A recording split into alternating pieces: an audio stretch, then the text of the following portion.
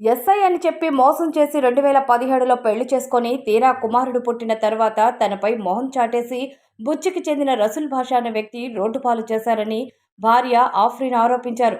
బుచ్చిలో ఆమె మీడియాతో మాట్లాడి ఆవేదన వ్యక్తం చేశారు.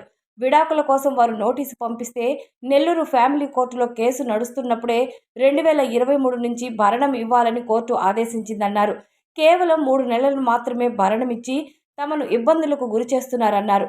2025లో ఆగస్టులో కోర్టులో విడాకుల కోసం డిస్మిస్ చేసి ఇరువురు కలిసి జీవనం సాగించాలని ఆదేశించినప్పటికీ జీవనానికి తీసుకెళ్లకుండా రెండో పెళ్లి చేసుకున్నాడని వాపోయారు. తమ వద్ద అధిక మొత్తంలో కట్నం డబ్బులు తీసుకొని తమను తీవ్ర ఇబ్బందులకు గురి చేస్తున్నారన్నారు. టీడీపీ నాయకుల అండదండలతో తమపై అక్రమ కేసులు బనాయిస్తున్నారని ఆరోపించారు. వారి నుంచి తమకు ప్రాణహాని ఉందని వాపోయారు. ఇప్పటికైనా జిల్లా ఎస్పీ, ఎమ్మెల్యే వేమిరెడ్డి ప్రశాంతిరెడ్డి స్పందించి తమకు న్యాయం చేయాలన్నారు. కోర్టు ఆదేశించిన భరణం ఇప్పించి తాము పెళ్లి సమయంలో ఇచ్చిన కట్నం డబ్బులు, ఫర్నిచర్ తిరిగి ఇవ్వాలని విజ్ఞప్తి చేశారు. నమస్తే అండి, నా పేరు ఆఫ్రీను. నాకు 2017 బుచ్చిరెడ్డిపాలెం జమిలా మహల్గిరికి చెందిన రసూల్ భాషతో నాకు మ్యారేజ్ జరిగింది. 2017 ఏప్రిల్ నెల 17వ తేదీన పెళ్ళైనప్పటి సెకండ్ మంత్లో నేను బాబు సెకండ్ మంత్లో ప్రెగ్నెన్సీ తీయలేదని మా అత్త వాళ్ళు అప్పటి నుంచి నన్ను టార్చర్ పెట్టడం మొదలుపెట్టారు. అయినా కూడా నేను అలా భరిస్తూ గమ్ము ఉన్నాను. నేను డెలివరీకి వెళ్ళినప్పటి నుంచి నాకు బాబు పుట్టాడండి. మా ఇంటికి మా పేరెంట్స్, నాకు సిజేరియన్ జరిగింది. మా పేరెంట్స్ వాళ్ళ ఇంటికి వెళ్ళినప్పుడు వాళ్ళు అక్కడికి వచ్చి గొడవలు చేయడం, రచ్చ చేయడం అలా చేస్తూ ఉండి మా ఆయన్ని నన్ను నా దగ్గర, నా బిడ్డ దగ్గర పంపించకుండా చేశారు వాళ్ళు. అసలు ఫోనులు లేవు, ఏం లేవు, ఫోనులు కూడా బ్లాక్ చేసేసారు. అప్పుడు ఇంకా ఏంటి అది అంటే మేము పెద్ద మనుషుల్లో పెట్టాము. పెద్ద మనుషులు పెట్టినప్పుడు కూడా పెద్ద మనుషులు ఒకసారి కలిపారు. అలాగే అని మళ్ళీ 6 మంత్లో నేను బాబుని తీసుకొని ఇంటికే వచ్చానండి. ఈ ఇంటికి వచ్చి మళ్ళీ వెళ్ళాను. మా అత్త వాళ్ళ అమ్మ తీసుకొని వచ్చి మా అమ్మల ఇంటి దగ్గర వదిలిపెట్టేశారు నన్ను. మళ్ళీ అప్పటి నుంచి మళ్ళీ మా ఆయన కానీ ఎవరు రాలేదండి. నాకు 22 సవర్లు బంగారం పెళ్లిలో 7 లక్షల కట్నము ఇచ్చి చేశారండి. పెళ్ళైన 1 సంవత్సరానికి మాకు ఇంకా డబ్బులు కావాలని చెప్తే ఫ్లాట్లు కొనాలి అది ఇది అంటే మళ్ళీ మా అమ్మ మా నాన్న 4.5 లక్షలు ఇచ్చారండి. 4.5 లక్షలు ఇస్తే అప్పుడు ఇక్కడ చెలైపల్లం రోడ్ దగ్గర ఒక ఫ్లాటు, నా నగలు కుదవబెట్టి జొన్నవాడ సెంటర్లో ఒక ఫ్లాటు 2 తీసుకున్నారండి. తర్వాత మా ఫ్లాటులు ఒక ఫ్లాట్ లేదండి, మాకు తెలియదండి. మాకు తెలియకుండా ఒక ఫ్లాట్ అమ్మేసాను అన్నారు. ఇంకపోతే ఇప్పుడు చెల్లాయిపల్లం రోడ్ దగ్గర ఒక ఫ్లాట్ ఉంది. ఆ ఫ్లాట్ కూడా మా ఆయన ఫ్రెండ్ ఆమని అనే అమ్మాయి ఉంటే ఆ అమ్మాయి పేరు మీద ట్రాన్స్ఫర్ చేస్తున్నారు ఆ ఫ్లాట్ని. ఇప్పుడు ప్రజెంట్ నా బాబు పుట్టిన తర్వాత నా బాబుకి 7 సవర్లు బంగారం వేశారు. ఇప్పుడు ఈ ఇల్లు ఉందండి, ఈ ఇల్లు కూడా సేల్స్కి పెట్టేస్తున్నారు వాళ్ళు. ఇప్పుడు నాకు వాళ్ళు మఠం దగ్గర ఆర్ఆర్ నగర్, రామచంద్రారెడ్డి నగర్ దగ్గర కొత్త ఇల్లు కట్టుకొని అక్కడికి వెళ్ళి అక్కడ ఆ ఊరి పక్క వీధి అమ్మాయి సుల్తానా అనే అమ్మాయితో పెళ్లి చేసుకున్నారు. రెండో పెళ్లి మాకు తెలియకుండా రెండో పెళ్లి చేసుకున్నారు. జడ్జి గారు డైవర్స్కి వాళ్ళు వేస్తే జడ్జి గారు విచారించి ఇచ్చేసి తీసుకొని పోతానంటే సరే అని తీసుకోపోమని కాపురానికి డైవర్స్ అనేది డిస్మిస్ చేసేసారు. డైవర్స్ డిస్మిస్ చేసాము. 2023లో మెయింటెనెన్స్ వేసాము. జడ్జి గారు అంతా కౌన్సిలింగ్ చేసి నాకు నా బిడ్డకి 30,000 శాంక్షన్ చేశారండి. నాకు 3 నెలలు మెయింటెనెన్స్ అనేది ఇచ్చాడు.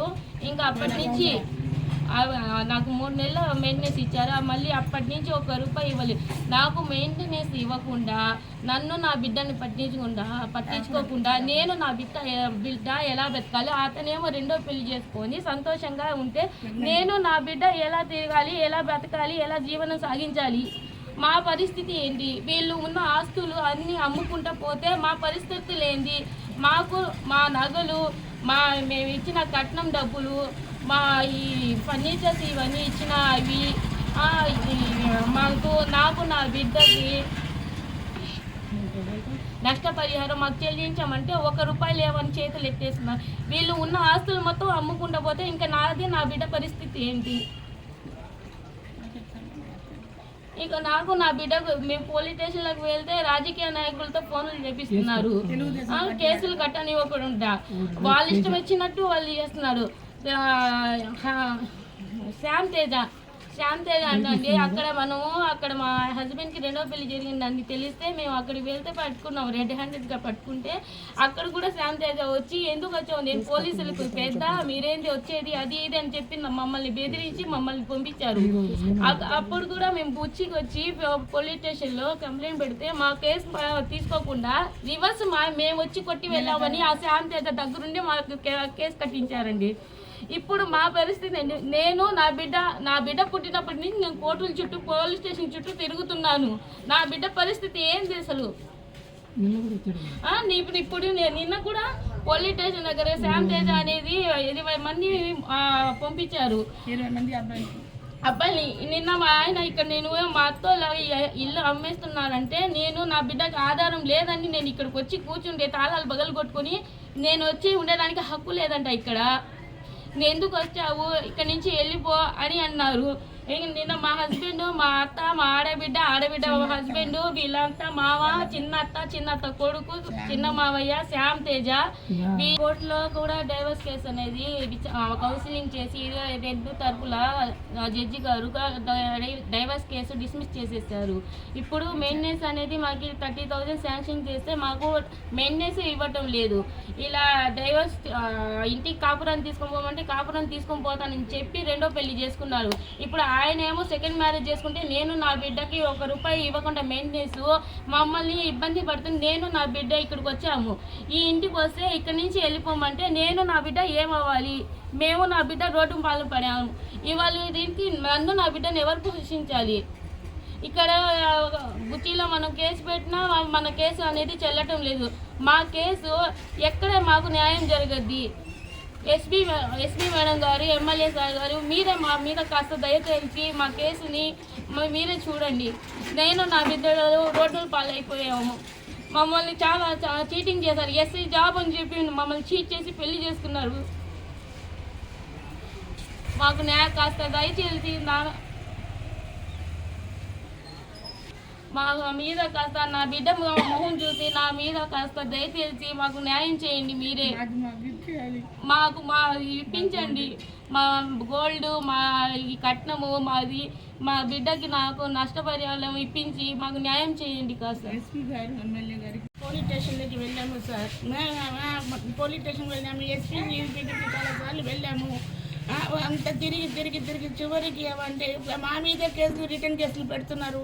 వేస్తే అబద్ధాలు వాడు నోరిపితే మమ్మల్ని తీసుకొని పోయి ఇది చేసేస్తున్నాడు పోలీసుల ముందర. మా కట్నము, మేము ఇచ్చిన గోల్డ్ మాకు తిరిగి ఇచ్చేసి ఏంటని చెప్పి అని మేము అనుకుంటే ₹1 ఇవ్వని అని చెప్పి సిఐ ముందర కూడా చెప్పారు. సిఐ వాళ్ళు పిలిచి అడిగితే 3 రోజుల క్రితము నేను ₹1 ఇవ్వనని చెప్పారు వాళ్ళ ముందరే. ఆ కోర్టులో వేసుకోమని చెప్పు, ఏమైనా చేసుకుంటారు చేసుకోమని చెప్పు అని అన్నారు.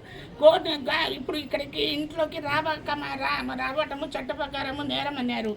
కోర్టులు కేసులు జరుగుతూ ఉన్నాయి. అమ్మాయికి కాపురం తీసుకోపోమని విడాకులకి వేసేవాడు డిస్మిస్ చేసి కాపురం తీసుకోపోమంటే అది కోర్టుకి విరుద్ధంగా కోర్టు మాటని తిరస్కరించి రెండో పెళ్లి చేసుకోవడం తప్పు కదా చెప్పండి? నేరమే కదా. రెండో పెళ్లి చేసుకున్నా వాడు కోర్టుకి ఏమైనా అడిగి చేసుకున్నాడా?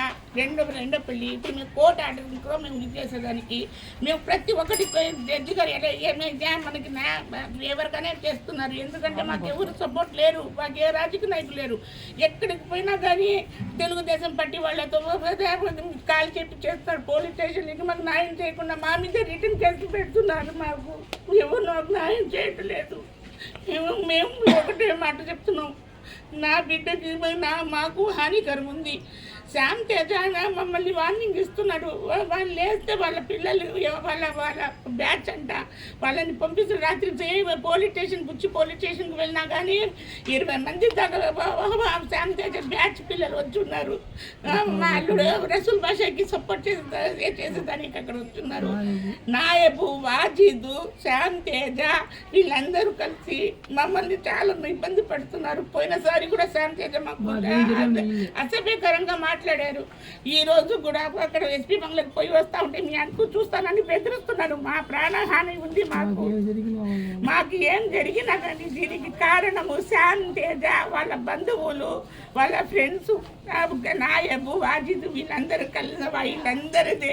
మాకు ఏమైనా సమస్య, నాకేమైనా ప్రమాదం జరిగితే కారణము వీళ్ళందరూ.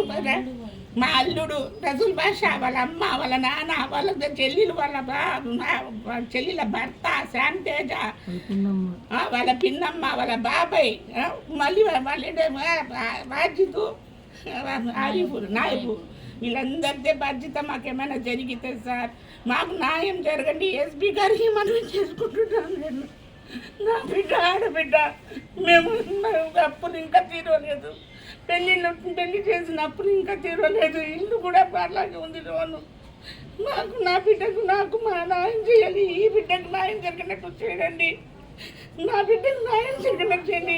అన్ని ఇల్లులు, ఆస్తులు అన్నీ అమ్ముకుంటున్నాడు. ఏమంటే రేపు కోర్టు అడిగితే నా దగ్గర ఏం లేదు, నాకు జైలు పంపి నేను కూర్చుంటానని చెప్పేదానికి నేను ఎక్కడ పోతే కూడా లేదు. ఈరోజు డిఎస్పీ దగ్గరికి పోతే కూడా ఎవరికి ఏం చేశాడో చెప్పాడు. డిఎస్పీ కూడా వాళ్ళకి సపోర్ట్గా మాట్లాడారు ఎస్పీ బంగ్లాలో.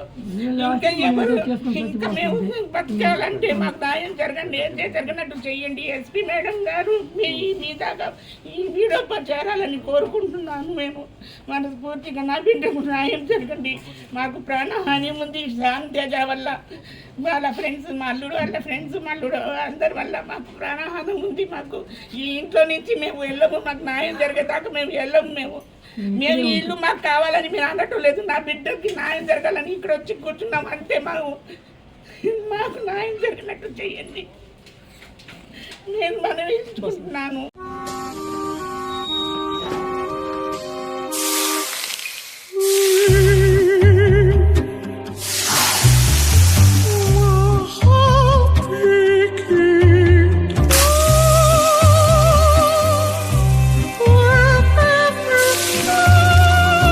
No matter the heat outside, stay cool inside with energy-efficient windows from Asahi System Windows. Please subscribe SS News AP.